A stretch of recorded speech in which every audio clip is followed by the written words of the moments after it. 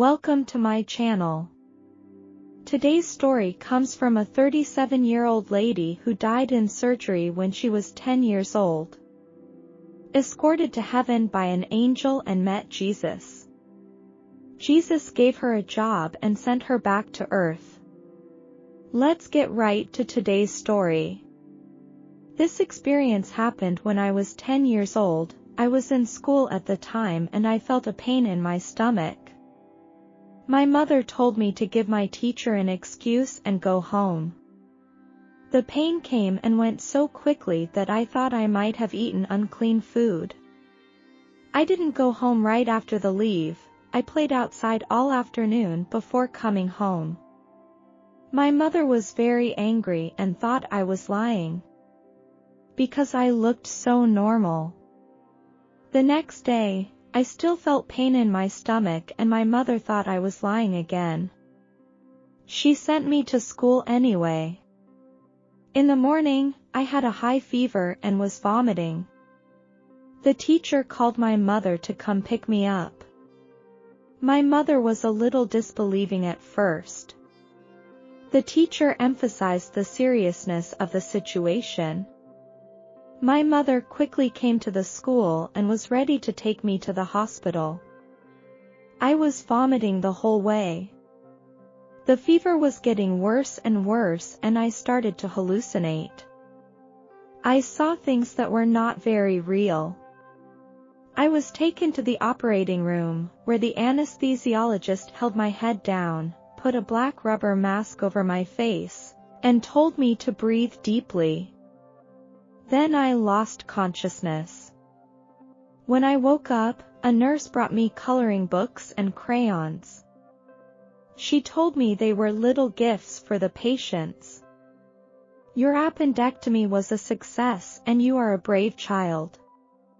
I told her about my encounter with the angel during the surgery and gave her some details. She replied that it was probably the anesthetic that made you hallucinate. I knew she was wrong. I knew what I had gone through, and the experience was so real. In the end, I chose to remain silent. The doctor who operated on me came to check on me. He started to introduce himself and I interrupted him by telling him, "I've seen you before, I already know him. Thank him for operating on me." He denied my statement because we really had not met before and he entered the operating room after I had inhaled the anesthetic. I also explained. I heard his conversation with the nurse. I gave him the drawing I had made. It depicted a doctor and little girl. Again, he denied the incident, so I stopped arguing. My mother also taught me that arguing with elders is a rude thing to do. If my mother found out I was doing this, she would definitely criticize me. Not long after that, I left the hospital. There was a particularly kind nun at our school. I felt she was very special and I liked to spend time with her. I used to go to the nun's house after school to eat cookies and talk to her. She told me that I was very special. I was also especially comfortable talking with her. I told her about my experience in the operating room, and all I remember is floating in the air and then seeing pure light, a light that was so beautiful. An angel emerged from the light. I now refer to this being as an angel. She had long light hair and wore a soft white robe. She placed her hand behind me, but did not touch me. I felt as if she was guiding me to something. We didn't have to speak to communicate, we both knew exactly what the other was thinking. Here you are not ashamed to have your thoughts known to others, because there is no evil here. This surprised me at the time. She told me not to worry, that it was safe here and that everything would be fine. In fact, I wasn't scared at all here, I was just a little nervous. I could feel her friendliness. She said, "I must be taken to a special place where we float in the air together." This fascinated me very much. I'm sure many children, like me, dream of flying like a bird. I was so excited. We floated to a place that was illuminated by flowers of various colors. Some of the colors I had never seen before. Our words couldn't describe it properly, and the flowers came in many different shapes. It felt like all the flowers here were alive. They glowed with light. I also saw a small stream with a small bridge over it. It looked so peaceful here. We walked across the bridge.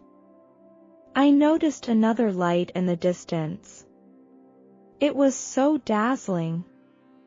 It was slowly approaching us. The light was so interesting that no matter how close it was to me, I could look straight at it and not even blink for a long time. Its light did not hurt my eyes. I also thought of a detail that there were no shadows in that space, nor was there any darkness. The light was getting closer and closer, and I felt a powerful love. My mother was quite rough and didn't seem to like me much, so I never felt her love. My father loved me very much. My teachers loved me too. They often showed love and care for me. But none of them loved me as strongly as they did now. The light came to me. Then the angel pushed me forward. I looked up at her, and I wanted her to be with me. She informed me, "You must go forward on your own and be a brave child." So I walked forward, and I was about to go up and say hello when an image appeared. It just flickered a few times. It lasted only a few seconds and was of a man I thought was Jesus, even though he looked different from the Jesus I knew because he had grown up. In my sleep, I used to play with a little boy my age who claimed to be Jesus. Now I saw a grown man, but I thought he should also be Jesus. He held out his hands to me and said, "Little one, come closer, it's safe here, don't be afraid." I began to cry, a love I had never felt in my life before this moment. I pleaded with him to take me home. And not back to my home on earth. I was also wondering why I had said such a thing. Why I thought this was my true home. He calmed me down. He told me, "Your time is not up yet to go with him because there is an important job that I need to finish. You have to love everyone, no matter what they do. They will do a lot of things to hurt you, but you have to forgive them and love them. It's a very difficult job. Are you sure you can do it?"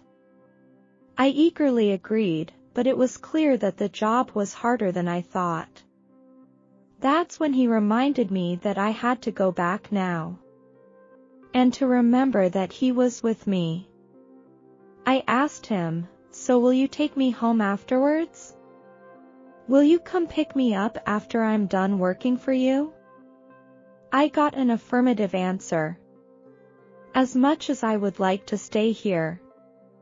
But now, I have to go back and love everyone around me. He reminded me that the people I love may do terrible things that will cause me great pain, but I can't hate them or do anything to hurt them, I can only choose to accept and forgive. I will never forget this day. All of this will be forever preserved in my memory. I can't wait to tell everyone that I saw angels and God. My mother told me that I was lying just for attention. So I kept it all to myself until I told the nun. Her reaction was one of encouragement and joy. She told me, I must be very special in God's eyes for him to let the angels come to me. God loved me so much that I remember him calling me little one more than once. He held me tightly, even though I didn't see arms or a body. I felt warmth and love. He assured me that he would come for me. He even knew no one would believe a word I said. I was very lucky to have that experience. I felt the warmest hugs and the purest love there. I did not forget the task God gave me. As difficult as this job is, I will work hard to complete it. I know that one day, I will meet him again and be with him forever.